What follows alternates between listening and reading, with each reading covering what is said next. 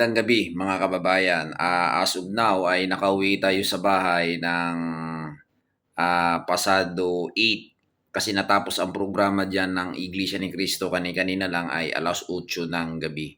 So, umuwi muna tayo, bumalik muna tayo dito sa may Metro Manila. Around Metro Manila lang naman tayo kaya napakalapit natin, no? So, walang imposible kaya anytime pwede tayo bumalik.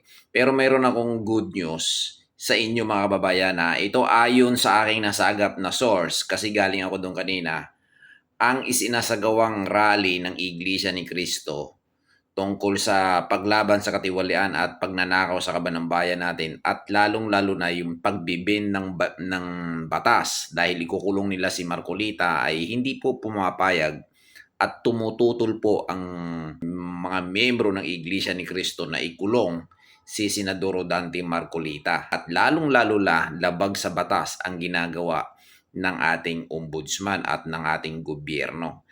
Ito yung source na ibabalita ko sa inyo.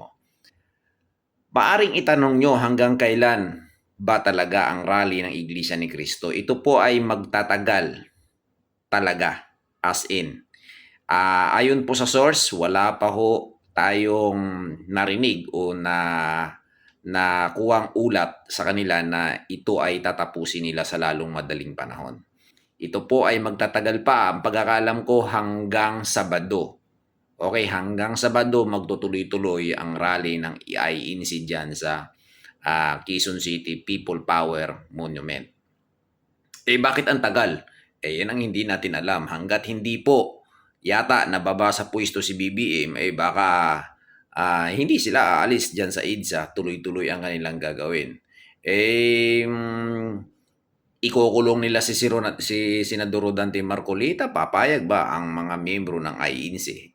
Palagay ko hindi papayag yan. Oo, dyan yan, magkakagulo talaga kapag once na ginawa nyo at pinilit nyo na ikulong si Senador Dante Marcolita. Kasi nga, napakalayo naman ng kanyang kaso doon sa inuugnay para sa kanya na kaso na plunder.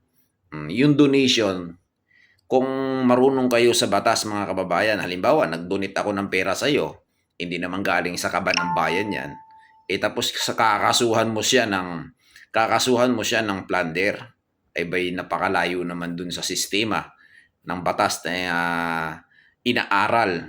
Di ba nag-aral ng abogado yung mga yan ilang taon nag-aral yan sa pag-aabogasya tapos ilulukuhin nyo lang. O di ba? Binalubaluktot nyo, pinipilipit nyo ang batas. Kaya yun mga kababayan yung rally ng IENC ay sa tingin ko ay malabo yan na itigil ngayon.